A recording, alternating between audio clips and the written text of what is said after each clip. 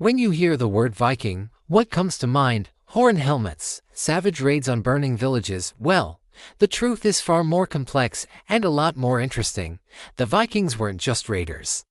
They were explorers, traders, warriors, and even kings.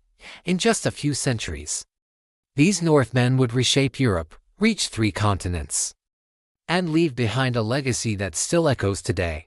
This is the story of the Viking Age conquests and how a people from the frozen north changed the world. Our story begins around the year 793 AD.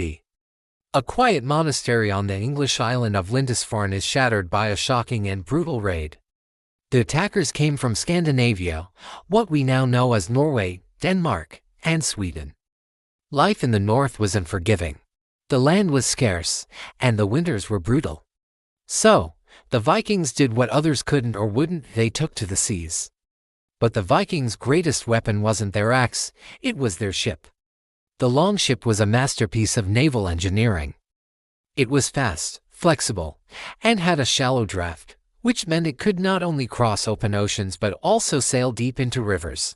This allowed the Vikings to strike suddenly, hitting coastal towns and then sailing for inland, appearing where no one ever expected an enemy to come from the water. For the people of Europe, who were used to land-based threats, this was a terrifying new kind of warfare. They were completely unprepared. At first, Viking raids were quick smash-and-grab operations, but over time, their strategy evolved. Raids turned into invasions, and invasions turned into settlements. In England, vast areas fell under Viking control, becoming known as the Danelaw. In Ireland, they didn't just raid, they founded major cities like Dublin. In France, a Viking leader named Rollo was granted a huge swath of land that would eventually become Normandy, home of the Normans.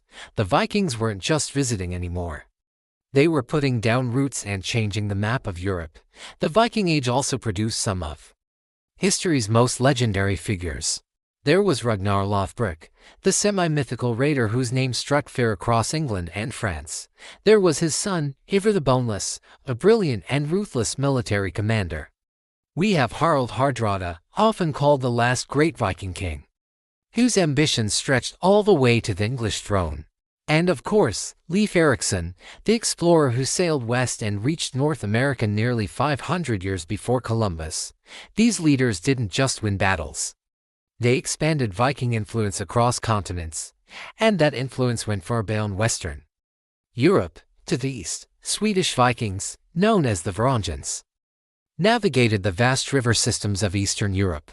They traveled all the way to the Byzantine Empire and the Islamic world. They weren't just raiders here, they were merchants, mercenaries, and even served as the elite personal guard for the Byzantine emperor. And while the Varangians pushed east, other Vikings pushed west across the treacherous North Atlantic. They settled Iceland, then pushed on to Greenland, and from there, made the incredible journey to a place they called Vinland, in modern-day North America. The Viking world was vast, stretching from Canada to Constantinople. The legacy of the Vikings is woven into the fabric of modern Europe. They helped shape nations like England, Ireland, and even Russia, where the Rus Vikings gave the land its name. Our own English language is filled with words from Old Norse, like sky, window, and egg. They revolutionized warfare and naval strategy. And through their extensive trade networks and settlements, they blended cultures and peoples. Even after the raiding stopped, their influence endured. By the 11th century, the Viking Age was drawing to a close. The Scandinavian kingdoms converted to Christianity and became more centralized. Like their European neighbors, the era of the freelance raiding band was over.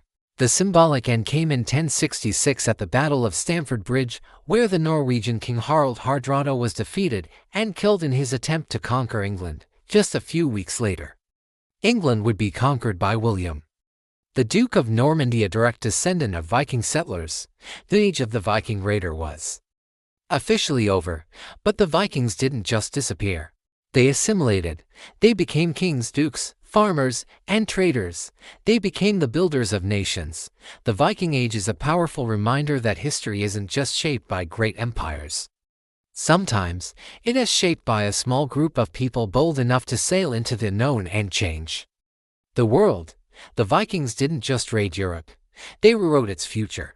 Thanks for watching. If you found this journey into the past interesting, be sure to like this video and subscribe for more deep dives into history.